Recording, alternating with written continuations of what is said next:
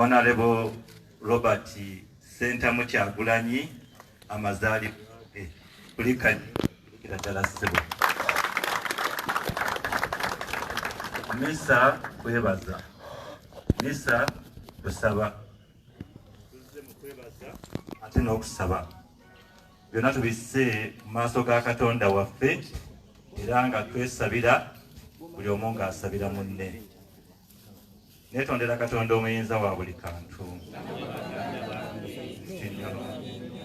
okulowooza, okwogera, okukola ne mbutakola gonsinze gonsingidde ddala.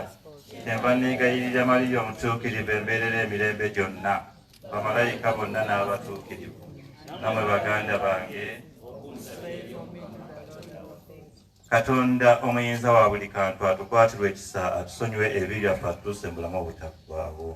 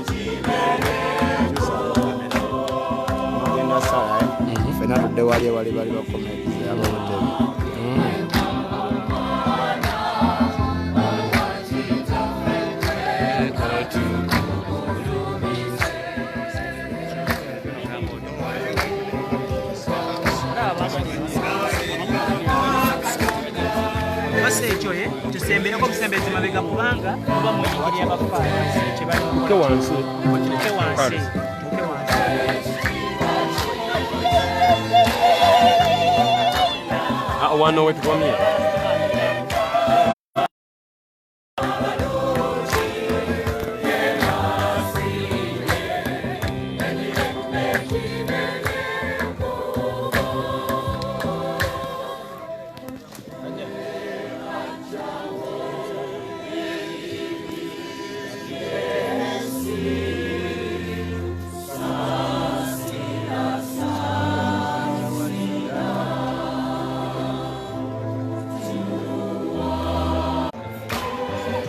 Banange networka simanyi kiki abanyampi abagikwatamu naye nga bambi share omukulembeze happy birthday tugenda kulwawo nnyo nno.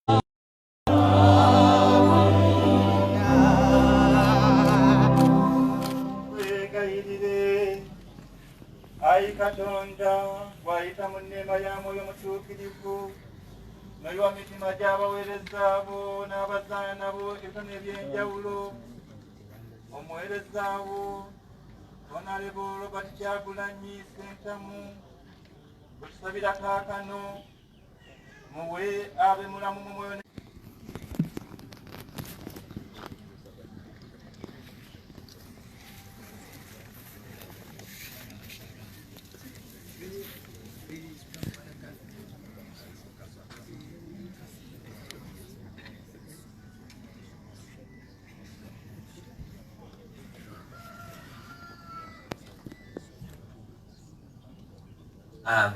Tujja kuyita agenda okusoma essomo erisooka okujjako era tujja kusaba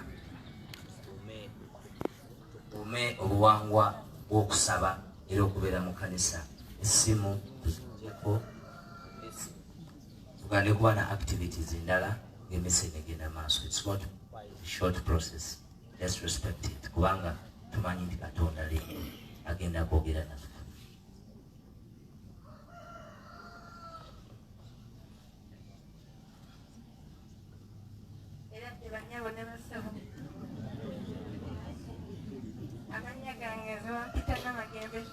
Kyagulanyi. Era ngenda basomera Bible. Nensonyiwa ngenda soma mu Luzungu. A reading from the book of Secret, chapter 50, verse 24 to 20.